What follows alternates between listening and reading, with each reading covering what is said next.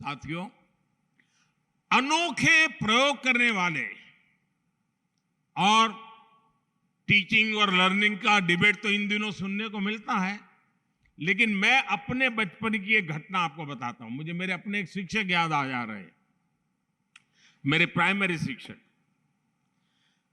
वो शाम को जब स्कूल से घर जाना होता था तो बच्चों को कुछ न कुछ काम देते थे, और होमवर्क वाला नहीं, कुछ और ही काम देते थे।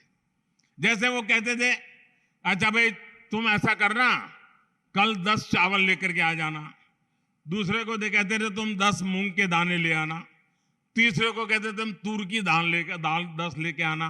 चौथे को कहते थे तुम 10 चने ले आना। हरे से कुछ न कुछ ऐसा 10-10 मंगवाते थे। उस बच्चा घर जाते याद रखता था, मुझे 10 लाना है, 10 लाना है, 10 नंबर फिक्स हो जाता था।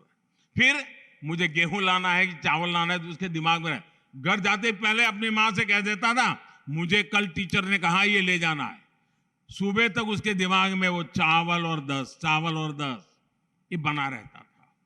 लेकिन क्लास में जब हम जाते थे तो हमारे टीचर उन सबको इकट्ठा कर देते थे और फिर सबको कहते थे, अलग अलग लोगों को, अच्छा भाई तुम ऐसा करो, इसमें से 5 मूंग निकालो। दूसरे कहते तुम 3 चने निकालो। तीसरे को कहते, यानी वो चने को पहचानना लग जाता है, वो मूंग को पहचानता है, उसको नंबर याद ना। यानी कि ऐसी उनकी प्रैक्टिकल व्यवस्था थी।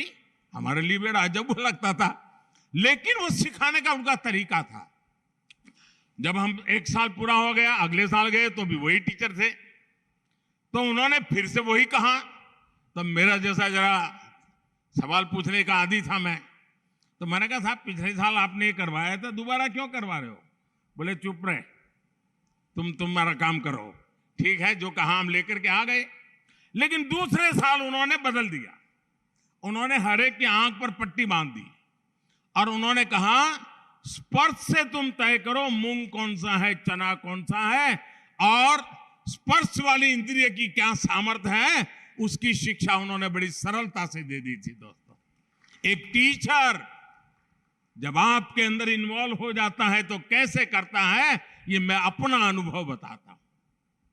आप कल्पना कर सकते हैं इस एक एक्टिविटी से हमें कितना लाभ होता था। हमें गिनती के बारे में पता चला, हमें दालों के बारे में पता चला, हमें रंगों के बारे में पता चला। तो वो इस तरह से हमें प्रैक्टिकल ज्ञान के साथ हमारी पढ़ाई कराते थे।